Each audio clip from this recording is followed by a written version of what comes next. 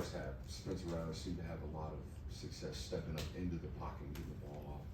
Does that kind of fall on you guys' shoulders as an interior defensive lineman, and if so, how do you keep it from happening? Yes, we take very big pride in that. We know we had to keep our rush lanes balanced, and we really didn't do a good job of that in the first half. So that was really one of the points of emphasis as a D line. We talked about it at halftime. We tried to really get that fixed more than anything because we know that they weren't really going to run the ball, so we knew they were going to come out and try to throw it around the yard. And we really, from the first half to the second half, I feel like we got that fixed. Zion, how would you evaluate this defensive line through 3 games, and what are the areas you want to see improvement going forward?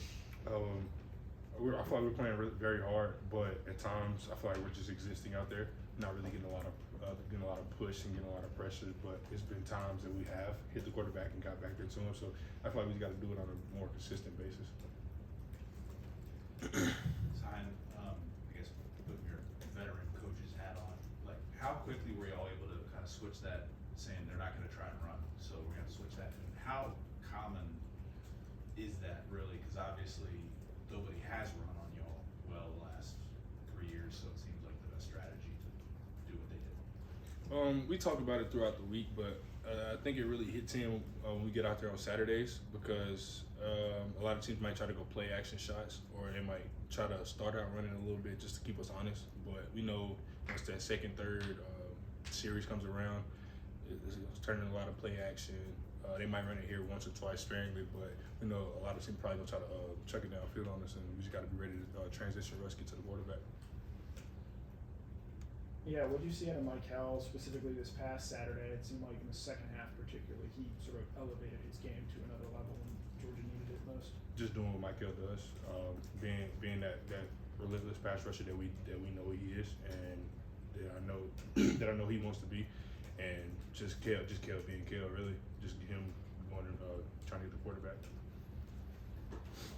Yeah, Kirby was talking about the speed that guys like Jalen Walker and so where you bring the defense. Just as a defensive lineman, what is it like having guys with that kind of speed and athleticism playing behind you a linebacker? It's beautiful for me because I know if the ball spills out, those guys are going to run it down. But also for us, we have to run to the ball because if they overrun it, we have to be there for the cutback lane. So it's fun playing with guys that have that speed because most teams are trying to hit it on the outside because they know most of the time they can't run it on the inside. So they're just going to keep bouncing, and we have the speed to get to the sideline and get to it. So we just got to do it on a more consistent basis. You mentioned Kel being Kel.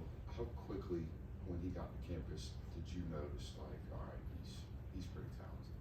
Probably last fall camp, probably like day 5, because I think that's when we start doing more third down. The first couple of days is we're in like spiders and just shells, but when the full pass and that came on, we started doing one-on-ones. You see his flash, you seen him kind of mimic a little bit of Trayvon, like it's just like wow. So long arms, just very quick first step, and he, as you see on the field, he's a very dominant pass rusher. Zion, I know obviously you didn't work with Eddie Gordon when he was here working the offensive line, but you saw the work he did do with those guys, how he was a very popular individual with those fellas. So how was that? What did you see from him when he was here? Just great leadership, just from being in the graduate assistant role and being that assistant O-line coach.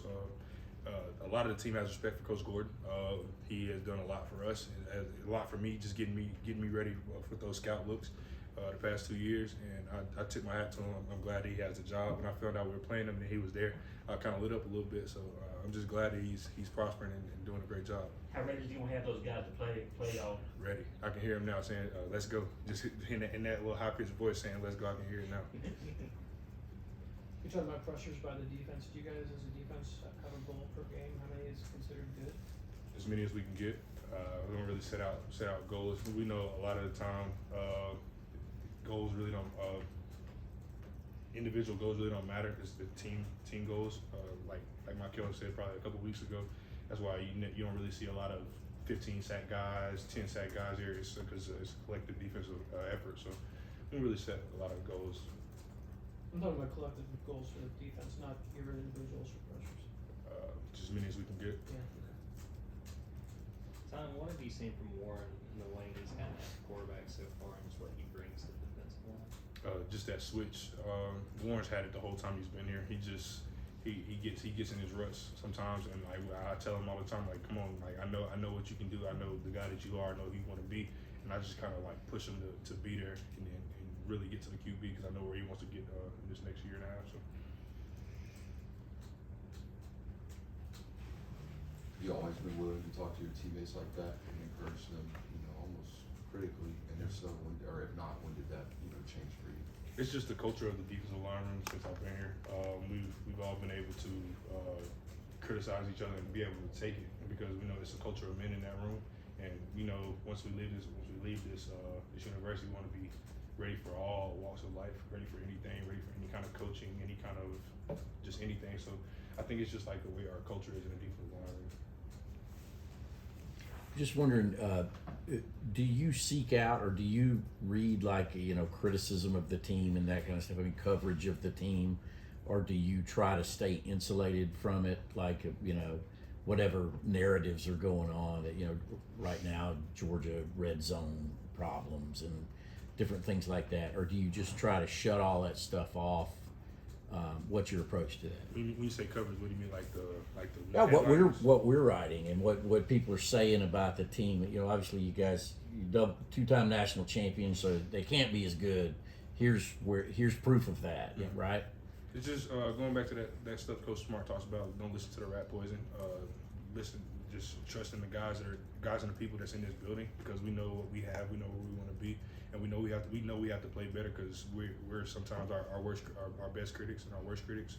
So I think it's just doing it on a more consistent basis and just trying to figure out things week to week and getting better. Yeah, I know you never played with him, but obviously the injury last night affected a lot of people when they saw it happen to Nick Chubb. What was your sort of, as a football player, reaction to it, and then just, as someone who's been in this program, seeing the impact that he's had on this place? You kind of cringe a little bit just because the season that you knew he was probably going to have, and he's been playing very well the past couple seasons. Being their number one back kind of hurts. I never really knew Nick personally, but I seen him on the sidelines. We came back to games, things like that, and it hurt me a little bit. But praying for him, hope he gets back speedy recovery.